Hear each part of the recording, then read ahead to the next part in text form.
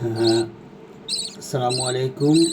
আমাদের বাজিগার পাখির কিছু বাচ্চা ফুটেছে আলহামদুলিল্লাহ। 5টা ডিম দিয়েছিল, তার মধ্যে 4টা ডিমই আলহামদুলিল্লাহ বেবি হয়েছে। 2টা বাচ্চা অনেক বড় হয়েছে, মানে একটু 4 দিন আগে ফুটেছে, তো এই জন্য বাচ্চা দুটোকে আমরা একটু আলাদা করে রাখার চেষ্টা করতেছি। মাঝে মধ্যে উঠায় দিই, এভাবে দেখেন এখন উঠাই দিলাম, খাওয়াচ্ছে।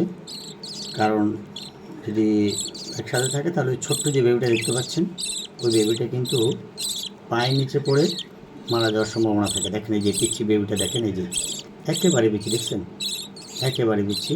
ওটা মায়ের পায়ে অথবা ওদের পেটের নিচে পড়ে মারা যায়, যে দেখেন মারা যাওয়ার সম্ভাবনা থাকে। তাই এটাকে আমরা আলাদা করে এই দুটাকে যাতে খাওয়াইতে পারি এই জন্য আলাদা করে রাখি, মাঝে মধ্যে উঠাই দিই।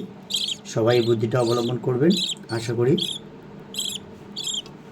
সবগুলো বাচ্চাই টিকানো সম্ভব হবে। আল্লাহ হাফেজ।